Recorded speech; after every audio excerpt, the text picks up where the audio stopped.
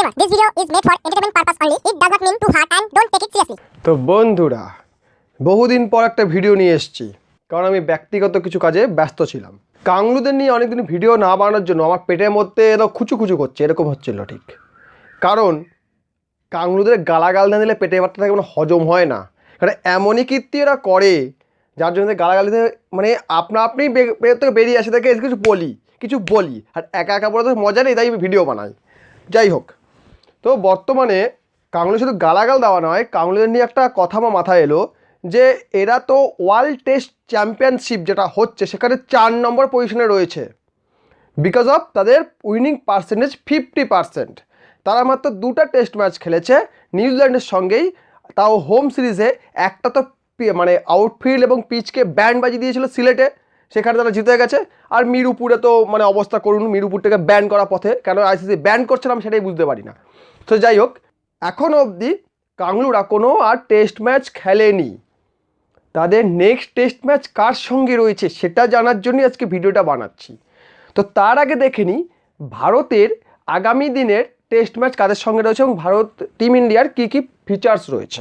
তো আমরা দেখতে পাচ্ছি জুলাই মাসে জিম্বাবুয়ের সঙ্গে 5টা টি20 খেলবে এবং ওই জুলাই মাসে শ্রীলঙ্কা বা ভারত শ্রীলঙ্কায় যাবে, জিম্বাবুয়ে যাবে, তারপর শ্রীলঙ্কায় যাবে, সেখানে 3টা ওডিআই এবং 3টা টি20 খেলবে। তারপরে আছে আমাদের এই কাংলু চোদাদের সঙ্গে match Bangladesh tour of India. England ভারতে এসে কী অবস্থা হয়েছে, ইংল্যান্ডের পিছনে পুরো একদম ব্যাচ বল নাকি গ্যাচ বল ঢুকে গিয়েছে। তো কাংলুরা ইন্ডিয়াতে এসে কী বালটি ছিঁড়বে, কেনই বা আসছে সেটাই মাথায় আসছে না। আইসিসি এই দেশটাকে কেনই বা এই টেস্টের শিডিউলে রেখেছে এটাই আমার মাথায় আসে না। গান্ডুরা কি টেস্ট খেলার যোগ্য বলে আপনি ভাবেন? আপনার কি মতামত কমেন্টে অবশ্যই জানান। এই গান্ডুগুলো কি টেস্ট খেলার যোগ্যতা রাখে? এরা টেস্ট খেলতে পারে? এই যে এদের চামচা মানে ইংল্যান্ড একসময় এদের শাসন করে গেছে, সঙ্গে বাংলাদেশটাও ছিল, যেহেতু ওটা আমাদের পার্টি ছিল এবং দেশটা ভাগ করে দিয়ে গেছে।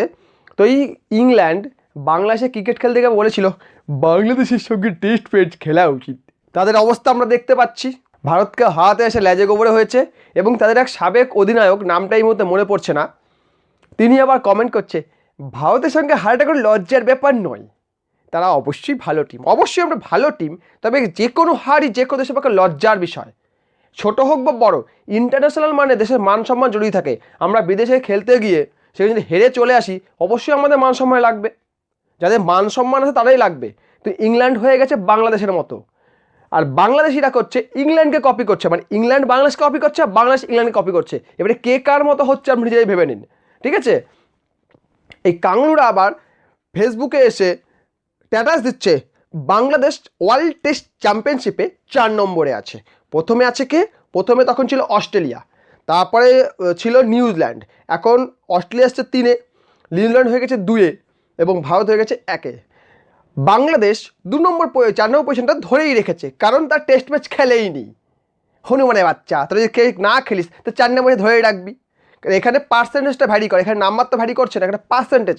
আমি কতগুলো ম্যাচ খেলেছি, কতগুলো জিতেছি, 2টো খেলেছি, 1টা হেরেছি, 1টা জিতেছি, সেখানে 50% তো হয়েই যাবে। হয়ে গেলে 4 নম্বর বসে আছি। তো 4 নম্বরে কী বালতি ছিড়বে তোমরা? এখানে কি সেমিফাইনাল খেলা হবে? আবার তোমাদেরকে আবার একটা চান্স দেওয়া হবে, সেমিফাইনাল খেলা হবে নাকি? আর হলেও মাত্র কী বাল ছিঁড়ে গেছে? তোরা অস্ট্রেলিয়াকে হারাবি, তোরা নিউজিল্যান্ডকে হারাবি, তোরা ভারতকে হারাবি? দম আছে, অকাত আছে, খেলতে জানিস? ছোট লোক, ছাগল, ইঁদুর, ছুঁচো, পাঠা। যাই হোক, বাংলাদেশ এমন একটি দেশ যাদের সঙ্গে কারোর কম্পেয়ার চলে না। তার সঙ্গে কম্পেয়ার চলে একমাত্র এটার, ঠিক আছে? এই জিনিসের কম্পেয়ার চলে, আর কারোর সঙ্গে কম্পেয়ার চলে না। এই জিনিসটা তবু কাজে লাগে, আমরা একে খাই, কেটে খাই, কিন্তু এটাকে কিছুই করা যাবে না, না হোমে লাগবে না যজ্ঞে লাগবে, ঠিক আছে? এদের দিয়ে কিছুই হবে না, এদের কিছুই হবে না, এদের দ্বারা না ঘাড়কা না বাহারকা, ঠিক আছে? এদের কিছুই হবে না, এদের দ্বারা কোনো কম হবে না। এদের দ্বারা শুধু একটা জিনিস হবে, বয়কট করো, ভারতীয় পণ্য বয়কট করো।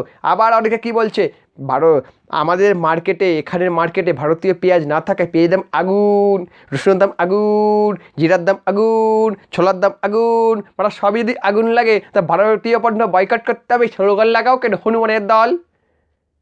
হ্যাঁ, এত শখ কিসের জাগে? একটা কথা সবসময় মাথায় রাখবি, জুতো সোনার হলেও পায়ে থাকে, আর মুকুট সোনার হলেও মাথায় থাকে। তোরা যতই যাই করে নে, যতই বড় বড় করে নে, কথা বলে নে কেন, তোদের দ্বারা কিছু হবে না, তোরা কিছু করতে পারবি না। তোরা যদি মনে করিস যে আমাদের জিডিপি পাকিস্তানের থেকে বেশি, ভারতের অন্যান্য স্টেটের থেকে, একমাত্র মহারাষ্ট্র থেকে আমরা পিছিয়ে, মানে আমরা বিশাল কিছু করে ফেলেছি, তাহলে এই জিনিসটা মাথা থেকে বার কর যে আমরা ভারত থেকে এগিয়ে গেছি। তোরা আমার থেকে এগোতে গেলে তোদের এখন 100 বছর কাজ করতে হবে। তোদের যদি টাকার মূল্য আমার টাকার থেকে বেড়েও যায়, তাতে বালছিটা গেছে, তাতে আমাদের বালছিটা গেছে, তাতে আমাদের সুবিধা হবে। আমাদের সেরকম কম থাকার জন্য এক্সপোর্ট আমাদের বেড়ে যাবে। কোনো ইকোনমিক্সকে জিজ্ঞেস করে, তোদের দেশের শিক্ষা দীক্ষা কিছু নাই, ঠিক আছে? তোদের টাকাটা যদি বেড়েও যায়, তাতে আমাদের বালছিটা গেছে, কিছুই অসুবিধা নেই। যদি দেশের খরচ হয় 10 টাকা, পার ডে খরচ হয় 10 টাকা, আর আমার ইনকাম হচ্ছে 12 টাকা কি 10 টাকা, এবং এক দেশের খরচ পার ডে 3 টাকা, তাদের ইনকাম পার ডে 5 টাকা, তাহলে সেভিংসটা কার বেশি? হনুমানের বাচ্চা। কে স্বাচ্ছন্দ্য জীবনযাপন করবে? তোর দেশের খরচ 10 টাকা, কামাচ্ছিস কোনো রকমে 9 টাকা 10 টাকা, কোনো রকমে চলছে। আর আমাদের খরচ হচ্ছে 3 টাকা, আমরা কামাচ্ছি 5 টাকা 6 টাকা, 10 টাকা থেকে কমে কামাচ্ছি, কিন্তু আমরা স্বাচ্ছন্দ্যে বেঁচে আছি। বুঝতে পেরেছিস? এটা হচ্ছে তোর সঙ্গে আমার তফাৎ। তোরা যতই যা বাড়াবাড়ি করে নে না কেন, তোরা জীবনে কিছু করতে পারবি না, কিছুই বাল ছিঁড়তে পারবি না। ক্রিকেট কেন, কোনো খেলায় তোরা কিছু করতে পারবি না, তোরা কিচ্ছু কর্মে লাগবি না, তোরা ইউজলেস। তোরা একটা ইউজলেস কান্ট্রি।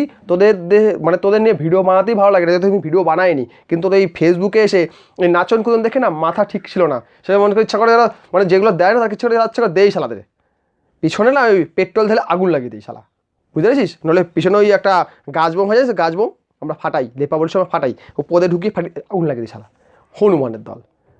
তো যাই হোক, ভিডিও ভালো লাইক করুন, কমেন্ট করুন, শেয়ার করুন, আর সাবস্ক্রাইব করুন। ভিডিও দেখার জন্য অসংখ্য ধন্যবাদ।